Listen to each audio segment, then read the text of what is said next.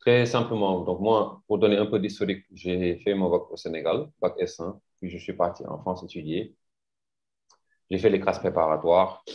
Je n'ai pas aimé ça, j'ai changé, je suis allé à l'université parce que c'était trop abstrait pour moi, donc je suis allé à l'université. C'est là-bas où j'ai découvert un peu plus l'informatique au sens au-delà de la bureautique, au-delà de l'Internet, avec Google Chrome, des choses comme ça.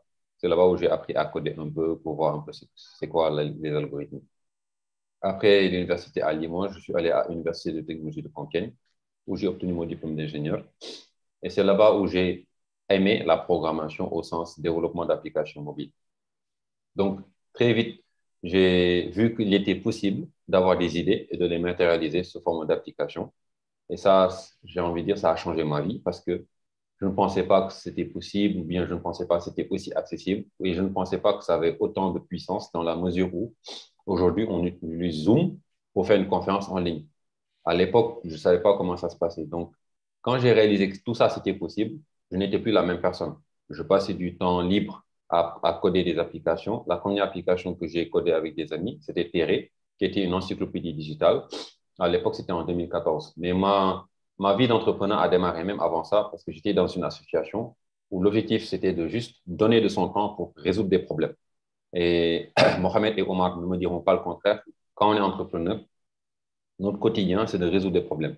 Et des problèmes pas que dans un domaine, c'est des problèmes dans plusieurs domaines, financiers, marketing, opérationnel, stratégique, humain, sentimentaux, et j'en passe. Donc, le quotidien d'un entrepreneur, c'est de résoudre des problèmes. Donc, pour revenir à l'histoire de l'association, donc j'ai appris là-bas à faire des sites web, à faire des logos, à faire des vidéos. Comme je suis quelqu'un de curieux naturellement, je prenais tout ce qu'il y avait à faire, quoi, parce que ça m'insupportait un peu que les choses qui devaient être faites n'étaient pas faites, sous prétexte que les gens qui devaient les faire n'avaient pas le temps de les faire, car c'était dans une association. Donc, cela a duré de 2011 à 2014. Et 2014, c'est là-bas où j'ai lancé Terre. Et pendant, du mois 2013-2014, pendant un an, je développais Terre sans idée de comment gagner de l'argent. Ça ne m'intéressait même pas de gagner de l'argent. Je voulais juste faire quelque chose. À l'époque, j'étais encore étudiant. Et je voulais juste créer quelque chose qui servait, qui allait être utile aux gens. Maintenant, sans m'en rendre compte, en développement Terre, j'ai créé une communauté de personnes qui me suivaient en ligne, qui nous suivaient du moins, mon équipe et moi en ligne.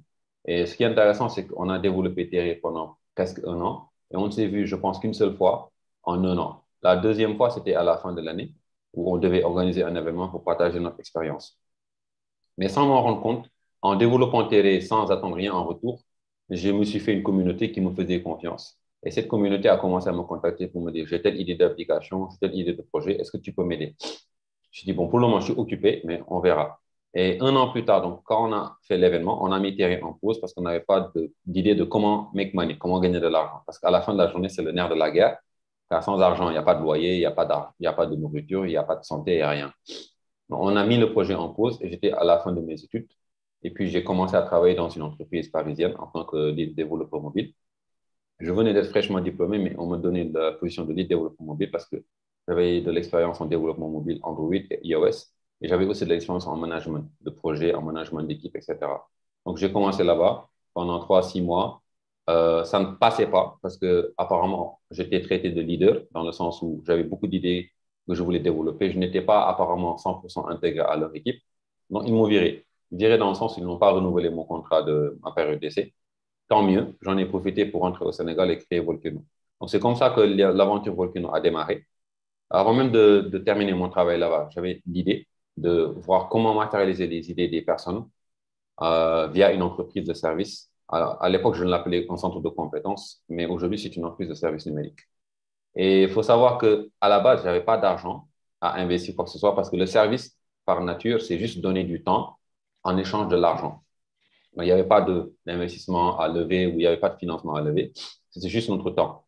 Et à l'époque, comme je travaillais, quand il était maintenant question de créer le capital, de créer l'entreprise, d'apporter un capital, chacun a amené une partie de ses économies pour créer le capital entre associés. On était à la base 4 associés. Maintenant, on est vers 9 associés et il y a un dixième qui va entrer sous peu, Inch'Allah. Donc, à la base, il n'y avait pas d'argent à faire ou à mettre quoi que ce soit pour développer les projets. Et voilà, c'est quand je suis rentré au Sénégal qu'on a commencé à facturer les services qu'on avait eu à délivrer et commencé à générer de l'argent. Mais moi, il faut savoir que le service, ce n'est pas mon dada. Moi, mon dada, c'est l'éducation et c'est l'innovation. ou bien si on peut l'appeler comme ça, la scalabilité. Mais ça, on y reviendra plus tard. Et après, donc, les 6 dernières années, on a eu de l'expérience au début, on était soutenu par la famille. Donc, on nous a prêté un local, donc on ne paye pas de loyer. C'est là-bas que j'ai pris les premiers stagiaires de Volcano. Donc, certains d'entre eux sont devenus des coachs formateurs qui ont formé d'autres personnes et qui sont aussi devenus des chefs d'équipe aujourd'hui. Mais à la base, on n'avait pas beaucoup d'argent, on ne cherchait pas beaucoup d'argent. Moi, je suis quelqu'un de naturellement pas dépensier. Je n'ai pas besoin de grand-chose pour vivre, le minimum nécessaire. Après, peut-être dans 5, 10 ans, avec Omar et Mohamed, on ira à Dubaï ou dans d'autres pays, quoi, quand on aura le temps et les cheveux blancs. Mais pour le moment, c'était ça. Après, durant les années d'expérience, on voulait faire des choses et parce qu'on voulait les faire et parce qu'on avait prouvé qu'on savait faire des choses, on nous faisait confiance. Par exemple, on a eu à participer à un concours juste avec une idée de projet et un prototype, comme Mohamed disait, et on nous a donné comme ça 20 millions de francs CFA. C'était le Digital Africa, c'était à peu près 30 000 euros, juste avec un prototype qui permet aux gens de se former sans Internet. Il y a eu d'autres projets où on a participé ensemble avec Omar, où on nous a donné quelques millions de francs CFA qui devaient servir à faire de la R&D, mais en réalité, ça servait à boucher des trous. Et ça, ce sont des erreurs de débutants parce que vous gérez mal l'argent. Vous ne savez pas forcément qu'est-ce que c'est investir, qu'est-ce que c'est expérimenter, qu'est-ce que c'est dépenser. Tout ça sont des termes qui sont différents. Mais il faut retenir, je pense, au départ, on n'a pas fait ce qu'on faisait pour l'argent, pour lever de l'argent, mais c'est après que l'argent venait vers nous, en fait. Et parce que ça venait vers nous, on avait envie de plus d'argent dans le sens où on voulait investir, faire plus de choses. Voilà. Donc, je pense que c'est à peu près ça.